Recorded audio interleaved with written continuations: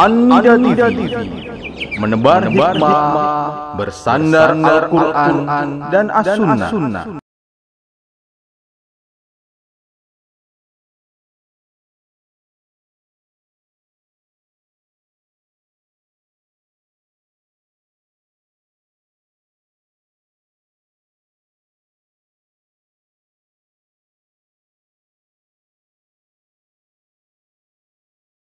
Bismillahirrahmanirrahim. Assalamualaikum warahmatullahi wabarakatuh.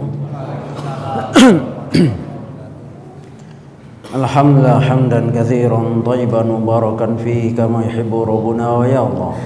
Asyhadu an la ilaha illallah wahdahu la syarika lahu wa asyhadu anna Muhammadan abduhu wa rasuluh.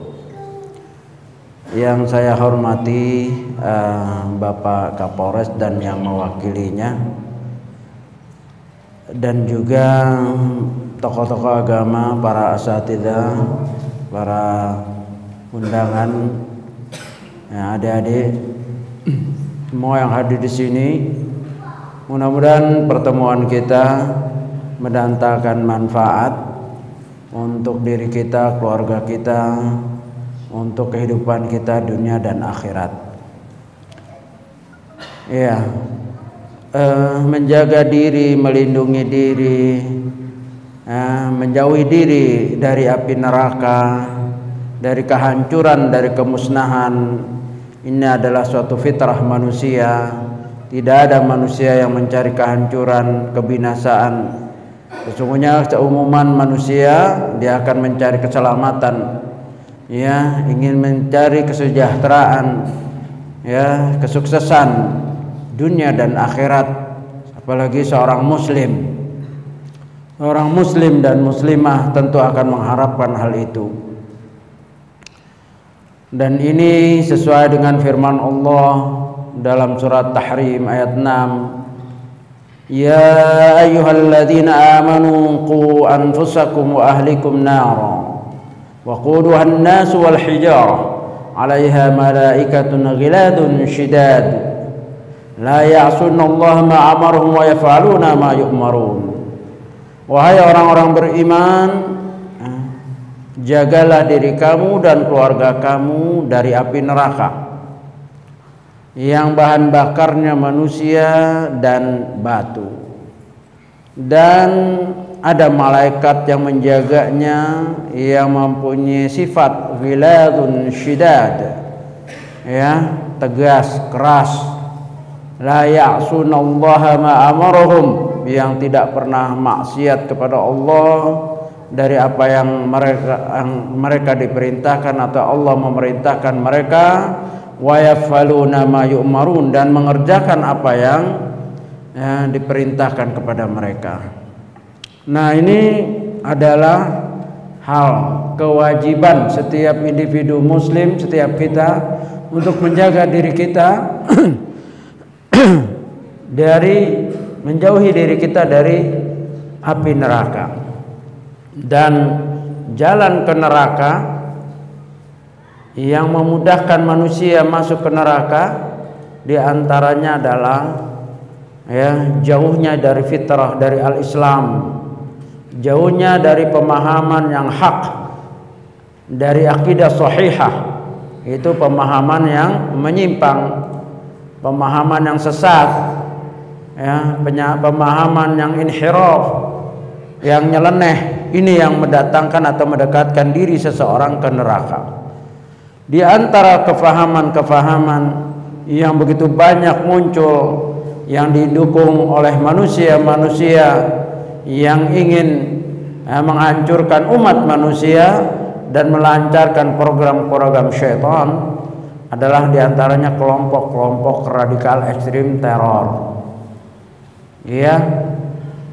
Dan bahasa syar'inya atau bahasa syariatnya yaitu kaum al-khawarij, kelompok, ya, khawarij, kelompok yang telah terkeluar dari tatanan yang hak Ahlussunnah wal Jamaah, ya, apa yang telah diwariskan oleh Rasulullah SAW. Mereka keluar dan mereka Di dalam isyarat dari Rasulullah SAW membuat kelompok sendiri, walaupun namanya sekarang mungkin tidak ada kita dengar suatu kelompok yang berbendera tulisannya Al-Khawarij, nggak ada. Atau satu kelompok yang mempunyai seragam tulisan di belakang atau di depan Nahnu Al-Khawarij, tidak ada.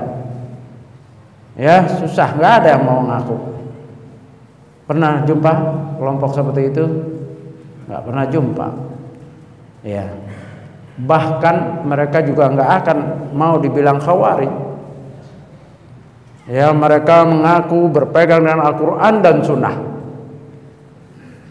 Ya, mereka berani mati menghancurkan dirinya dengan bom karena mereka meyakini bahwa mereka di bawah naungan Al-Quran dan Sunnah. Tapi ketahui bahwa yang namanya radikal ekstrim teror ini bukan yang mengatasnamakan Islam saja. Ya, di dalam blueprint buku BNPT, blueprint BNPT, dalam penggodokan itu saya selalu diundang. Ya, di antaranya statement di halaman 2 bahwa kaum fundamentalis ekstrim ini tidak hanya mengatasnamakan agama-agama besar seperti Islam, Kristen, Yahudi, bahkan kelompok isme-isme paham-paham lain pun dicatut. Ya, Hindu, Buddha dan yang lainnya, Konghucu, ada semua. Jadi bukan hanya orang yang mengatasnamakan Islam, kelompok-kelompok seperti ini. Bahkan agama-agama lain pun ada, cuma bukan di Indonesia.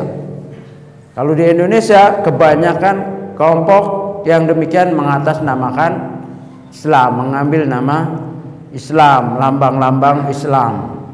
Coba kalau di Myanmar itu yang membunuh umat Islam siapa? Ya? Yang di Rohingya itu, ya, itu bukan Islam, ya, atau di tempat-tempat lain lagi. Baik, jadi sekali lagi bahwa pembahasan kita bukan untuk menyudutkan agama Islam, bukan untuk mendiskreditkan orang Islam, ya, bukan untuk melecehkan, menafikan, meniadakan istilah jihad, bukan. Sekali lagi ini yang harus kita pahami. Tapi di Indonesia ada kelompok-kelompok seperti itu yang mereka mengatasnamakan Islam, mengatasnamakan perjuangan Islam atau jihad, mengatasnamakan ingin membentuk daulah Islam, khilafah Islam. Namun dalam perjalanannya ya justru jauh dan menghina, bahkan menginjak-injak nilai Islam. Nah, ini yang perlu kita bentengi diri kita secara luas. Ya, tadi Allah perintahkan ya agar orang-orang beriman ya menjaga dirinya dan keluarganya dari apa? Dari api neraka. Artinya segala faham, segala isme, segala keyakinan, perbuatan yang mengarah kepada ke neraka harus kita jauhi. Dan tidak ada cara terbaik untuk mengetahuinya bahwa ini salah, ini benar, ya, ini tauhid, ini syirik, ini sunnah, ini bid'ah, ini hak, ini sesat. Tidak ada jalan kecuali dengan al-ilmu. Kan begitu? Al-ilmu qabla al-qaul wal amal. Ilmu sebelum kita berucap dan beramal. Ya, sebagaimana di dalam usulus salasah. Ya, al-ilmu wal amalu bih wa da'watu ilaihi was sabru 'alal adza fihi. Yang pertama adalah ilmu, kemudian mengamalkannya, kemudian mendakwahkannya, kemudian sabar di dalam hal itu semua. Dan apa yang disebut ilmu? Ma'rifatullah wa ma'rifatun nabi wa ma'rifatud dinil Islam bil adillah. Mengenal Allah, mengenal Nabi, dan mengenal din Islam dengan dalil-dalilnya. Nah, poin ketiga ini, ketika kita mengenal Islam dengan dalil-dalilnya, maka kita akan tahu nanti bahwa yang mereka kata Islam itu, kelompok itu mengatakan Islam, ternyata bukan dari Islam. Setelah kita mengetahui dalil-dalilnya, apa pembahasan para ulama tentang hal itu. Inilah pentingnya ilmu. Oh, yang diklaim bahwa itu adalah perjuangan Islam, ternyata setelah dikaji ya dalil-dalilnya ternyata itu jauh daripada Islam. Inilah pentingnya ma'rifatud din Islam bil adillah, mengenal Islam dengan dalil-dalilnya. Oleh sebab itu kesempatan yang sempit ini marilah kita manfaatkan dari apa yang berkaitan, karena begitu luasnya Islam. Yang sekarang kita membahas adalah bagian kecil ya dari apa ajaran Islam yang luas, tetapi yang sekarang ini justru sedang berkembang. Fenomena yang kita lihat dari hasilnya ya, terjadinya bom Bali 1, bom Bali 2, bom yang ada di bom Marriott, bom yang ada di masjid ketika di Cirebon dan seterusnya, sampai yang terakhir ya, mudah-mudahan itu terakhir, mudah-mudahan, tapi kita nggak tahu ya. Ya, untuk sementara terakhir di mana? Di Jalan Tamrin itu. Ya, walaupun kelihatan nggak profesional, ya, tetapi ya kenyataannya ada korban, ya, cukup menggentarkan dunia, ya begitu. Nah, ini juga termasuk yang kita harus bentengi diri kita dan keluarga kita dari paham radikal ekstrim teror. Memang di dalam pembahasan kata radikal ini masih rancu ya. Contohnya kemarin saya diundang di Watim Press, ada ketemu dengan Menteri Agama, Menteri Pendidikan, dan menteri-menteri yang lain, termasuk Pak Kepala BNPT. Kalau BNPT itu selalu bawa kata radikal, ya radikalisme, radikal. Ternyata enggak semua setuju. Ya, contohnya dari beberapa pakar dari Kementerian Agama. Mereka menyatakan bahwa justru kita Islam beragama, bernegara harus radikal. Kalau enggak radikal susah. Jadi radikal ini tergantung ujungnya. Bisa positif, bisa negatif. Kita nggak akan bicarakan yang radikal positif. Orang sholat 5 waktu itu bagus, jangan dibilang radikal. Ya, seandainya dibilang radikal, itu radikal yang positif. Masa orang jadi Islam biasa-biasa aja lah, nggak perlu sholat 5 waktu, 1 waktu cukup. Masa begini beragama? Ya, jangan terlalu inilah radikal kalau beragama. Ya, pakaiannya sekedar aja, nggak usah radikal. Janggut itu radikal, ini radikal. Ya nggak bisa begitu. Ya, Pak Kapolri kemarin waktu kami sama-sama di Istiqlal telah menyatakan bahwa yang namanya janggut, celana cingkrang, jilbab, apa semua purdah, nggak ada kait-mengait dengan radikal ekstrim teror, nggak ada. Ya, sebelum bom Bali meledak, Imam Bonjol udah pakai janggut. Pernah baca sejarah? Saya belum lama dari Pasaman, dari negeri Nagari Bonjo. Di sana ada foto-fotonya Imam Bonjol itu begini. Ya, itu belum ada bom Bali. Ya, masa Imam Bonjol dibilang teroris, bom Balinya baru kemarin. Nah, tadi saya setuju banget itu dengan Bapak yang dicanangkan oleh Pak Kapolres, apa istilahnya tadi? Dengan tetangga, peduli tetangga, itu betul. Tapi ingat, jangan hanya yang berjenggot aja diinikan. Wah, awas nih ada tetangga nih berjanggut, istrinya berpurdah. Wah, baru. Kalau yang biasa-biasa aja enggak. Justru ISIS itu sekarang enggak pakai janggut. Ya. Jadi ya dicurigai juga itu yang enggak pakai janggut, tidak dikena, tinggal enggak mau negor, itu harus dicurigai juga. Siapa saja, Pak ya. Bukan yang istrinya hanya pakai jilbab, bukan yang hanya pakai janggut yang dicurigai, terus kalau yang polosan begitu nggak apa-apa, nggak tahu dia yang ngeledakin nanti. Jadi bukan masalah penampilan, tapi siapa saja tetangga kita baru datang nggak mau kenalan atau apa dilaporkan, ditegur, dikunjungi, ya siapa saja, ya karena gini. Di dalam 9 prinsip perang ada yang namanya camouflage. Saya belajar itu. Ya maaf saja Pak ya, saya 5 tahun di Afgan, jadi pernah di Akmil Pak, Akademi Militer Mujahidin Afghanistan. Ya, diajar itu 9 prinsip perang. Jadi taktik, strategi, menguasai senjata, peledakan apa semua itu pelajari dan dipraktekkan langsung lawan Rusia. Jadi kalau di sini kan Akmil itu kan prakteknya tembak apa target, ya kan, ngebom target yang buatan. Kalau di sana ngebomnya ngebom betul, tembaknya tembak manusia. Ya, jadi, nah salah satu pelajarannya camouflage, yaitu penyaruan diri. Ya, mereka bisa berubah-ubah dalam penampilan. Maka jangan hanya peduli tetangga ini, jangan yang diselidiki hanya yang berjanggut. Siapa saja yang dia enggak dia baru tinggal di situ, enggak mau kenalan, tersembunyi, ya eksklusif, itu bisa siapa saja. Mau dia berjanggut, tidak berjanggut, mau celana isbal, mau tidak isbal, ya, atau cingkrang dan tidak cingkrang, ya itu harus dicurigai. Betul itu. Karena salah satunya seperti itu. Ya, camouflage menyusup di daerah-daerah tertentu. Baik. Kita teruskan. Bahwa apa pedulinya kita kumpul hari ini? Ya.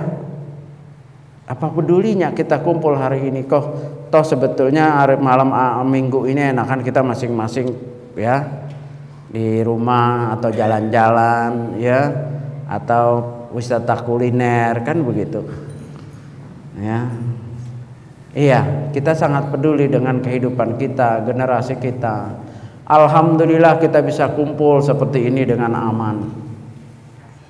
Kita bisa jalan-jalan dengan aman, dan mudah-mudahan negeri yang kita cintai NKRI agar diberi oleh Allah keamanan seterusnya untuk anak cucu kita. Karena ada sebagian manusia yang tidak suka melihat keamanan yang ada di Indonesia.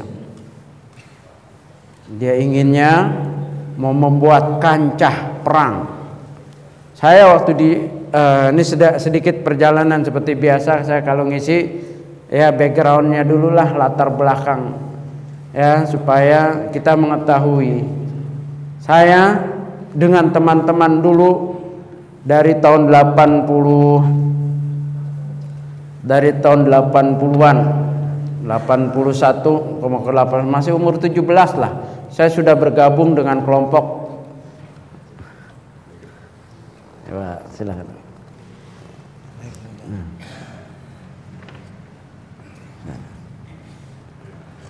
Dengan kelompok-kelompok radikal ekstrim yang tujuannya yaitu memerangi NKRI.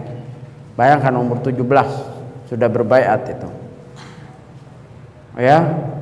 Begitu lagi baiat tahun 85 dengan kelompok seperti itu juga, NII begitulah. Nah, tapi ini yang dipimpin oleh Abdullah Sungkar dan Abu Bakar Bashir. Di Ngeruki saya berbaiat. Tahun 86 ke Malaysia, karena ketika itu keadaan sangat genting menurut keadaan saya dan teman-teman waktu itu. Kenapa? Karena penangkapan besar-besaran di mana-mana. Akhirnya tinggal di Malaysia. Dari Malaysia saya diberangkatkan lagi ke Afghanistan. Nah, tadi belajar Akademi Militer Mujahidin Afghanistan. Lulus, saya ini grup yang ke-3. Kan ada daurah 1, daurah 2, daurah 3, atau gelombang 1, gelombang 2. Nah, saya dengan Hambali satu letting gitu. Dengan Hambali, pernah dengar Hambali?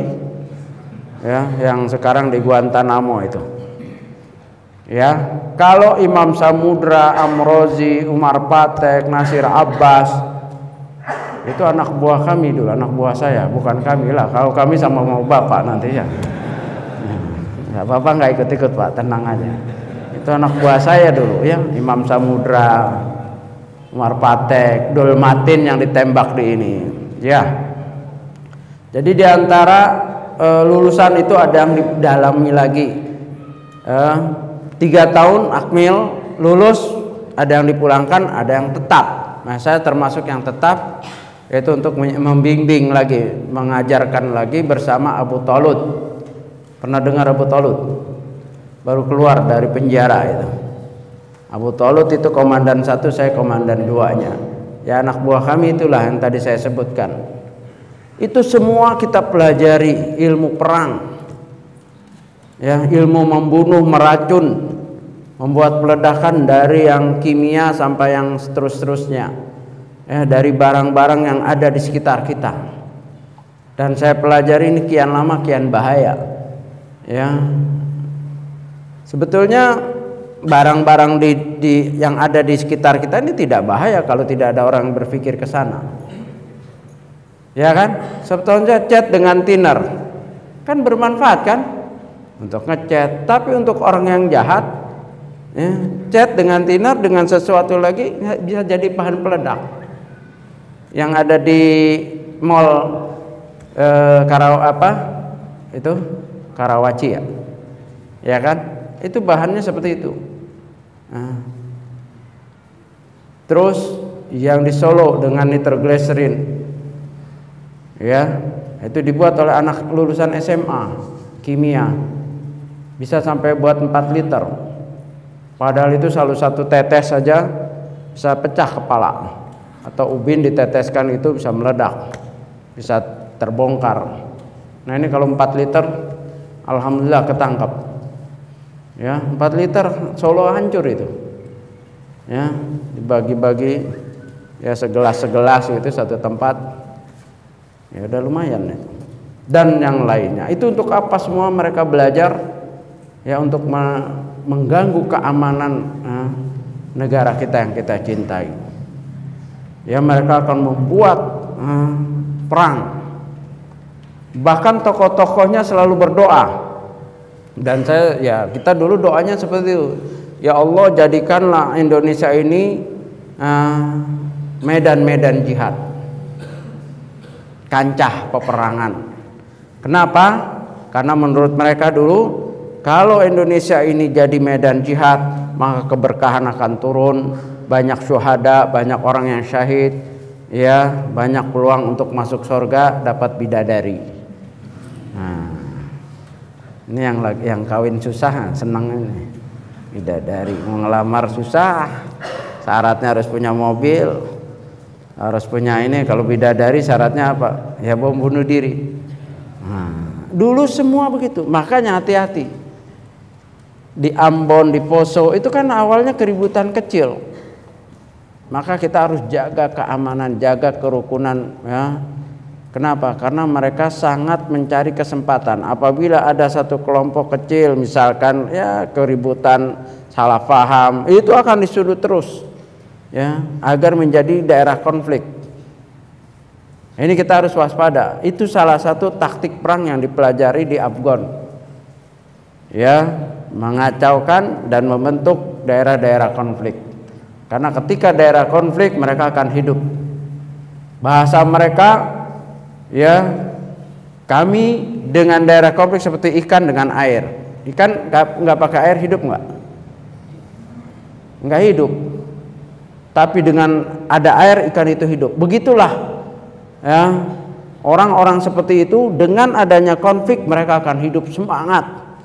Ya, begitu seperti ikan kena air. Maka itu harus diciptakan terus. Gagal di sini nanti di mana, nanti kan Ambon, Poso apa semua, dan mereka semangat itu. Dan saya keliling kemarin dengan masyayikh dari Syekh Ali Hasan Halabi bersama BNPT, bersama Majen Agus Surya Bakti, ya, Deputi 1 BNPT, ya, kita keliling gitu. Di antara dialog-dialognya, yang sebelum dialog kan saya ngobrol dulu sebagai perantara, baru masuk Syekh, baru masuk yang lain. Itu masih bicara gitu. Saya selalu berdoa biar antum paham, katanya. Oh, di Indonesia ini mudah-mudahan terjadi daerah konflik sehingga keberkahan, sehingga mujahid-mujahid luar bisa masuk kemari membantu. Santoso itu sekarang anggotanya bukan hanya orang tempatan, Bukan hanya orang Indonesia, ada yang dari Cina itu, ada yang dari Turki, Uruguay itu, dan yang lain. Udah ada, Santoso, ada videonya, antum bisa search lah di YouTube itu. Itu memang kehendak mereka. Ketika di situ ada daerah konflik, mereka akan berbondong-bondong. Ya, taib. Kita teruskan bahwa tidak ada satupun kelompok-kelompok sekarang ini menyatakan diri mereka berbendera atau berlambang-lambang khawarij, tidak ada. Jadi dari mana? Maka kata Pak Kapolri kemarin ketika sama-sama di Istiqlal, ya, apa kata Pak Kapolri? Bahwa orang-orang radikal, ekstrim, teror itu nggak bisa dilihat dari penampilannya. Ya, bukan yang berjanggut, bukan yang celananya cingkrang, bukan yang, tetapi itu adalah di sini dengan dialog, ya, atau dengan tindak tanduk mereka yang kita bisa curigai. Dan ini urusan intelijen. Ya, makanya salah kalau terjadi penangkapan misalnya, terjadi penangkapan nih, Densus menangkap. Ya kan kita suka lihat itu penangkapan. Nah, nanti wartawan TV atau mana bertanya, ditanyanya kepada tetangga nggak akan tahu. Paling jawabnya begini, oh kenapa ya dia orang Islam baik kok, ya dia ramah dengan kita, ya bersahaja, hanya sekedar penjual, ya apa istilahnya asongan atau penjual apalah begitu, kok ditangkap sama Densus. Iya, yang namanya orang-orang seperti itu, ya orang yang di dalam benaknya ini, ya merancang untuk suatu perbuatan teror, dia nggak akan ya menyatakan, bahkan kadang-kadang istrinya tidak tahu. Itu salah satu prinsip perang yang ditanamkan juga di sana, secret, ya sangat rahasia. Istri aja nggak tahu, apalagi tetangga. Maka wartawan salah kalau nanya tetangga. Ya, apa yang diketahui ini, wah itu orang baik, iya penampilannya seperti itu.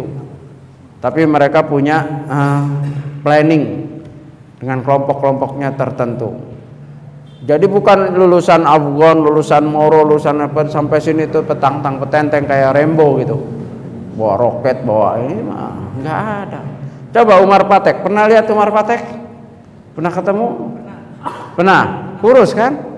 Kurus, kecil, ya, lembut, ngomong tuh nggak sok gagah-gagah, tapi ya, di kepalanya itu menyimpan keahlian 30 jenis racun. Dia menguasai 30 jenis racun. Yang kemarin tuh yang diket dengan kopi itulah salah satu aja itu.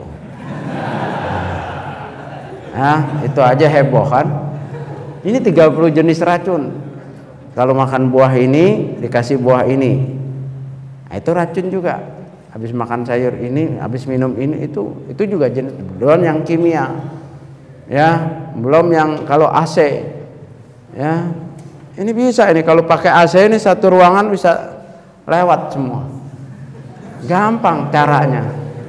Nah, itu cuma modal buah jarak aja, tapi jangan dipraktekkan ya. Nah, buah jarak, kan buah jarak tahu kan? Ya dikeringkan, dijadiin bubuk, taruh di bagian ininya. Nanti kemarin tidur semua, ya sampai yang ceramah juga tidur. Bangun-bangun man robuka. Ya, mau ngebunuh orang tuh mudah. Nah, Umar Patek itu menguasai. Belum eksplosif, dia bisa buat TNT, RDX, pattern dan seterusnya. Orangnya kurus, yang tahu kalau ngelihat begitu aja nggak sangka itu orang. Amerika menghargai Umar Patek 1 juta US dollar kepalanya. Jadi kalau Indonesia krisis nih, lu lempar aja ke Guantanamo 1 juta kita dapat. Kita dapat 1 juta. Nah, tapi insya Allah kita nggak krisis ya. 1 juta. Kalau Dul Matin temennya lebih senior lagi, lebih canggih, 10 juta US dollar, tapi ditembak. Ya, karena dia bawa pistol, jadi cepet-cepetan dia yang kena. Ya, di Pamulang. Itu 10 juta US dollar kepalanya dihargai. Kenapa? Ya, karena memang bahaya orang-orang seperti ini. Ya, sangat bahaya. Mereka harus mati atau tobat atau di penjara. Di penjara pun keluar harus dipantau di mana. Kenapa? Karena yang kemarin nembak di Sarina tuh walaupun nggak profesional, itu hanya tukang pijitnya Aman Abdurrahman. Ya maklum lah tukang pijit, jadi nembaknya juga begini kan. Ya, itu juga bahaya. Nekatnya itu yang bahaya. Dan ISIS lebih bahaya lagi dari JI, dari Al-Qaeda. Nanti kita akan bicara masalah ISIS sedikit lah. Ya, baik. Kita bentengi diri kita, keluarga kita dari paham-paham radikal ekstrim, teror. Di Indonesia mengatasnamakan Islam, ini yang bahaya. Kita tahu yang namanya komunis juga teroris. Ya, kita tahu, tapi susah komunis itu mau mengajak orang Islam kan susah. Ya enggak? Dan alhamdulillah di Indonesia udah istilahnya perlawanannya kuat ya, sejak zaman Orde Baru sampai sekarang. Tapi kalau orang mengajak teror dengan nama Islam, dengan nilai-nilai Islam, ini yang susah. Banyak orang tertipu, termasuk saya tertipu sejak umur 17. Padahal saya ini ya maaf saja, bapak ibu saya itu pegawai negeri. Ini yang saya prihatin tuh begitu. Saya dididik dengan nasionalis. Nah, kecintaan dengan negara sangat tinggi. Bapak Departemen Transmigrasi Koperasi, ibu RSAL, yang biasa dengan marinir. Saya bergaul dengan marinir biasa di Bendungan Hilir. Ya, karena RSAL itu kebanyakan yang merawat marinir yang bekas perang Timur dulu. Dan saya punya abang sangat nasionalis, sudah meninggal. Dia sutradara. Untuk apa? Untuk acara 17 Agustus di kelurahan. Jadi yang namanya acara 17 Agustus itu hampir separuh acaranya yang ngisi keluarga Ayub. Abang saya sutradara, pemain ini juga, abang saya yang lain pelakunya, dan saya pembaca proklamasi ya, dan puisi karya Khairil Anwar. Saya masih hafal, aku karya Khairil Anwar. Siapa yang hafal di sini? Nggak ada yang hafal kan? Saya hafal itu. Ya, kami ini sangat nasionalis. Sekolah SD negeri, SMP negeri, STM negeri. STM 1 Budut. Ya, di lapangan Banteng itu. Negeri semua, hafal lagu Indonesia Raya apa semua hafal.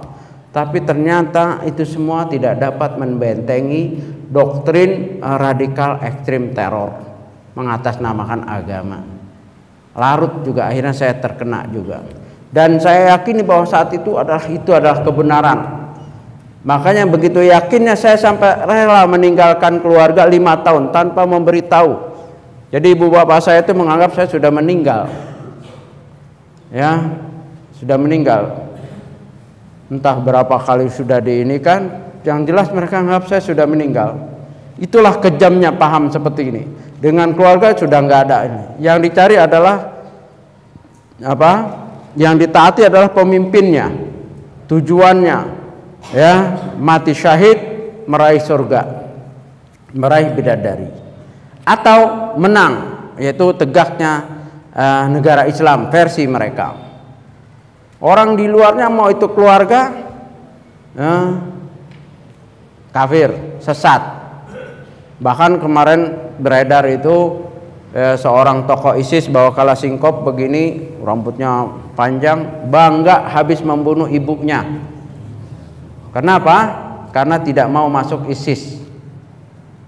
Bahkan kalau kita baca, dulu saya dengar dengan teman-teman yang sama-sama seperti itu, memang ada kebanggaan tertentu. Di antaranya seorang bangga ya membunuh bapaknya. Ini Khawarid ini, kelompok teror ini bangga membunuh bapaknya, dan tengkorak bapaknya dijadikan mangkok untuk minum kopi. Jadi setiap minum dia bangga begitu. Ini tempurung bapak saya. Artinya apa? Ancaman. Bapaknya saya jadikan, apalagi orang lain. Siap dia membunuh. Kalau bapaknya saja, ibunya saya sudah dikit, apalagi orang lain, apalagi tetangga, apalagi orang umum, awam, apa bagaimana, lebih tega lagi mereka. Ini doktrin yang ada, bukan khayal. Dan saya pernah berada di dalamnya. Saya merasakan betul. Gak ada itu kerinduan dengan keluarga. 5 tahun di Afgan sama sekali. Ya, bahkan nih ada satu keanehan. Kalau kita tidur mimpi ketemu ibu, kangen kan? Itu seperti itu dianggap gangguan setan. Maka auzubillahi minasyaitonir. Coba mimpi ketemu ibu, auzubillahi minasyaitonir. Itu udah biasa. Hati-hati ente diganggu setan itu supaya mau pulang. Auzubillahi minasyaitonir. Mimpi ketemu ibu kan seharusnya senang kan? Ini auzubillahi minasyaitonir. Ibunya disamain sama syaitan. Jadi kita harus melupakan karena untuk konsentrasi. Bahkan ketika saya di sana bapak saya meninggal, nggak dikasih tahu dan saya nggak pernah nanya. Nggak dikasih tahu bapak saya meninggal. Dan kita tegar aja karena katanya ya nggak penting. Pertama nggak penting, kedua akan mengganggu kalau dia lemah karena kan sedang bawa pasukan atau apa. Jadi nggak dikasih tahu. Nah ketika setelah sadar lah baru saya sedih bahwa sampai begitu ya saya dulu seperti mabuk. Bapak, keluarga nggak ada. Ya mereka memikirkan kita, mengurus kita, tapi kita nggak mengurus sama sekali. Maka jangan sampai kita seperti itu. Anak-anak kita ya, ponakan atau orang yang kita cintai. Saya sudah seperti ini keliling menerangkan ke keluarga, tapi masih ada kecolongan juga. Ya namanya hidayah. Ponakan saya namanya Muhammad Ilyas Ayub. 2013 datang kemari, dia di Australia, tinggalnya di Australia. Datang kemari katanya mau apa? Mau belajar tentang ilmu perdagangan ikan, bisnis ikan. Katanya di Australia bagus, tapi ilmunya ada temannya yang pakar, kata yang paham. Itu di Turki. Ya keluarga bekhair aja, anggap baik, berangkat. Izin keliling, berangkat. Udah kita anggap dia belajar ikan, tentang bisnis ikan. Ternyata muncul, sayang korannya saya nggak bawa, ada di rumah. Atau di search di Google Muhammad Ilyas Ayub next generation ya, generasi penerus dari harakat jihad, itulah. Itu ada gambar ponakan saya di belakang bendera ISIS dengan senjata, di atas tank bendera ISIS. Jadi dia ternyata gabung dengan ISIS. Ponakan saya. Ya udah gitu mukanya mirip saya lagi. Musibah nggak? Musibah. ICO telepon, intelijen telepon, wartawan telepon. Ya kita nggak tahu. Saya bilang dia berangkat sama seperti saya berangkat dulu, nggak izin, nggak apa, dan bohong. Saya dulu bohongnya apa? Berangkat ke India, ke Lucknow itu, karena memang saya dapat beasiswa, ya beasiswa untuk belajar gratis di Lucknow, Syekh Abdul Hasan Al-Kandahlawi. Tapi bohong, itu hanya untuk ini aja, berangkatnya ke Afgan saya, nggak ngasih tahu, nggak ada, ya. Tokoh orang-orang seperti itu nggak ada itu. Ya cium tangan dulu bu, saya mau belajar akademi militer. Nggak jadi itu. Bangun-bangun dirantai sama keluarganya. Iya, nggak pakai izin. Sama ponakan saya itu. Gabung sama ISIS, ya nggak ngasih tahu. Saya hanya bilang lah, dulu saya seperti ini, sekarang ponakan saya seperti ini. Nah saya nggak mau diantara yang hadir punya ponakan, punya anak seperti itu juga. Maka walaupun penat, saya keliling terus untuk menyampaikan hati-hati. Nah, kita harus tahu anak kita di mana dia sekolah, di mana dia tinggal, siapa temannya, apa bacaannya, apa yang dibuka di laptopnya kalau dia punya laptop, di HP-nya kalau dia punya HP, apa itu, lihat. Oke, pornografi itu bahaya. Itu fitnah syahwat, ya. Tapi pemahaman ini itu fitnah syubhat. Fitnah syubhat lebih bahaya daripada fitnah syahwat. Walaupun dua-duanya fitnah yang harus dijauhi. Ya, boleh kita kontrol dari pornografi, dari apa anak-anak kita, bagus. Tapi harus lebih intens lagi, lebih peduli lagi apa yang dia baca. Oh kok bukannya website ISIS semua, diam-diam baiat. Kan ada itu baiat online. Nah, jadi bukan bisnis online saja. Ya bapaknya kerja, saya belum lama diundang di DPR. ya untuk membicarakan seperti ini. Saya bilang kan masih ada yang penentangan, ada yang mau membubarkan BNPT. Begitulah, silakan Pak, bubarin itu BNPT, bubarin itu Densus. Bapak kerja aja, pagi kerja, pulang dari kerja malam, silahkan, nggak usah pedulikan. Tapi jangan sedih suatu saat anak Bapak menghilang, muncul di YouTube, ya nantang bapaknya, Bapak kafir, ya, DPR kafir, MPR kafir, ya, tentara kafir, bisa. Loh saya kan ibu saya, bapak saya pegawai negeri, ibu saya pegawai negeri. Tadi saya sudah ceritakan bagaimana tidak nasionalisnya saya. Ya. Puisi Khairil Anwar aja yang nggak wajib saya hafal kok, nggak ada ulangannya itu. Apalagi proklamasi, tapi bisa berubah dengan doktrin. Karena doktrinnya nanti saya akan. Doktrin yang pertama ditanamkan adalah ya tentang baiat. Apa itu baiat? Ikat, setia, janji setia. Kenapa? Karena ini negeri kafir, pemimpinnya togut, halal darahnya. Kita harus hijrah dari negeri kafir ke negeri Islam. Nah, dalil-dalilnya keluar itu. Wa lam yahkum bima anzalallahu faulaika humul kafirun. Barang siapa yang tidak berhukum dengan hukum Allah, maka dia kafir. Inil hukmu illa lillah. Tidak ada hukum kecuali hukum Allah. NKRI adalah kafir karena berdasarkan Undang-Undang Dasar 45 dan Pancasila. Kafir. Ini jangan ada yang ngantuk nih, belum selesai urusannya nih. Nanti pulang main kafir-kafirin aja lagi ya. Ya, itu. Pemimpinnya taghut, fama yakfur bit taghut wa yu'min billah faqad istamsaka bil urwatil wuthqa. Barang siapa yang kafir dengan taghut dan beriman pada Allah, sungguh dia telah berpegang dengan tali Allah yang sangat kuat. Dalam surat Al-Baqarah ya, 25 berapa? 256. Jadi dalil-dalil bukan tidak ada, tapi pemahamannya diarahkan ke mulut mereka. Jadi kalau NKRI ini kafir, pemimpinnya togut, halal darahnya, harus diperangi. Pertama kali adalah harus hijrah menyelamatkan diri. Hijrah dari NKRI ke negeri yang mereka maksud, NII, JI atau sekarang ISIS. Kalau nggak hijrah, kalau nggak baiat, matinya mati kafir. Dikeluarkan lagi haditsnya, man mata falaisa lahu fi unuki bai'atan mata maitatan jahiliyatan. Barang siapa yang mati dan dia tidak pernah berbaiat dengan pemimpin-pemimpin yang dimaksud, maka mati jahiliyah. Salatnya, puasanya sia-sia. Jadi orang NKRI, kalau NKRI kafir, pemimpinnya taghut, kalau setia, salat, puasanya hajinya semua sia-sia. Jadi kalau dulu nih saya nih dengan Bapak dari mana Pak? Kodim. Ini dulu target saya. Apalagi Bapak ini nih, waduh, musuh kafir target. Orang saya pulang dari Afgan 92, saya nggak mau gabung dengan keluarga, nggak mau menikah.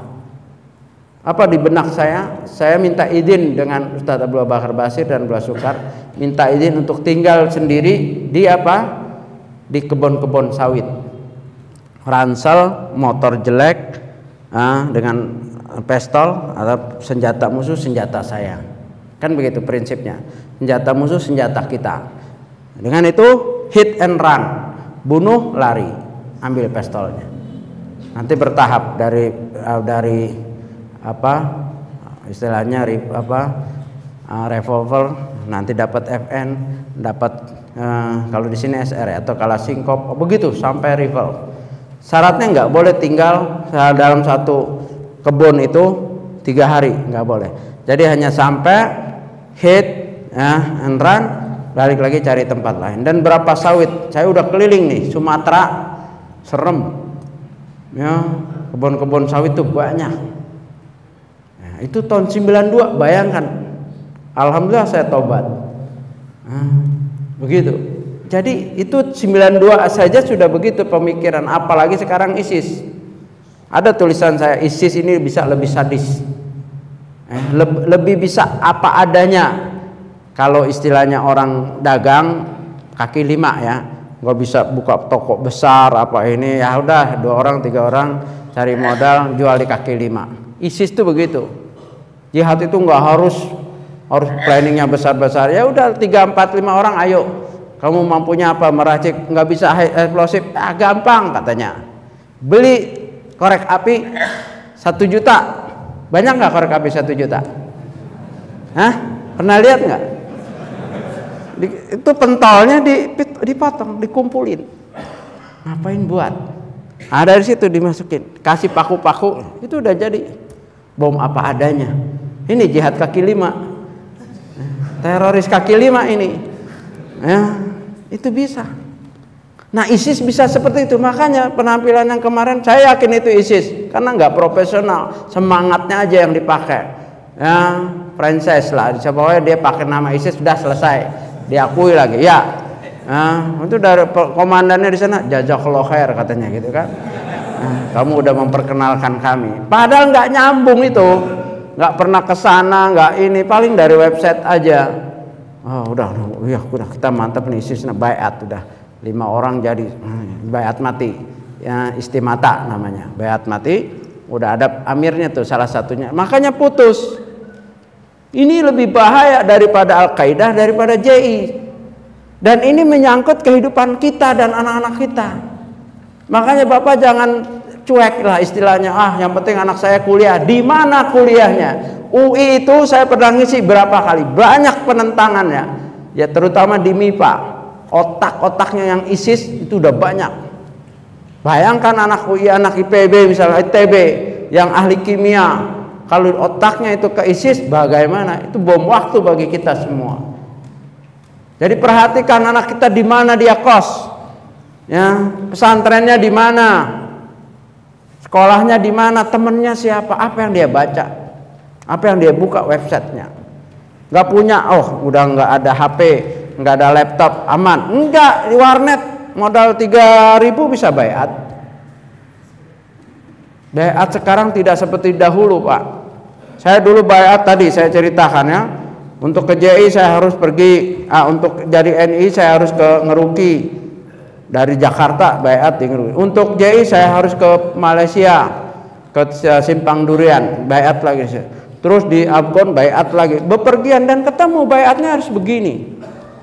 Sekarang udah fatwa baru, bayat online.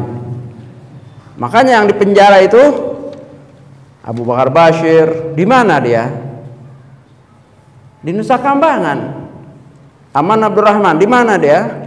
Di Nusa Kambangan. Tapi telah bayat ya sebagai pendukung ISIS.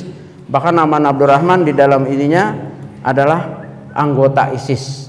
Bahkan representatif, orang yang di ketua secara pemikirannya adalah diandalkan, muftinya untuk ISIS, Aman Abdurrahman. Pernah dengar Aman Abdurrahman? Iya. Ya, itu muftinya. Saya berapa kali dialog dengan Ustadz Abu Bakar Bashir dirujuk ke Aman Abdurrahman. Buku Aman Abdurrahman di rumah saya segini. Karena setiap saya kunjung, antum baca ini biar tobat. Jadi saya disuruh tobat lagi. Ikut Aman Abdurrahman, coba. Saya ngajak mereka supaya tobat, saya disuruh tobat. Supaya nggak mati jahiliyah katanya.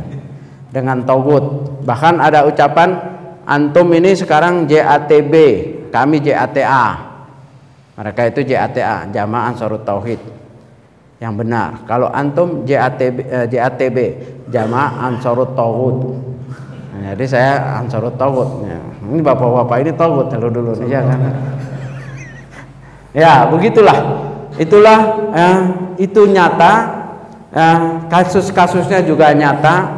Termasuk yang kemarin, jangan sekali-sekali pikir itu adalah rekayasa. Capek berpikir seperti itu.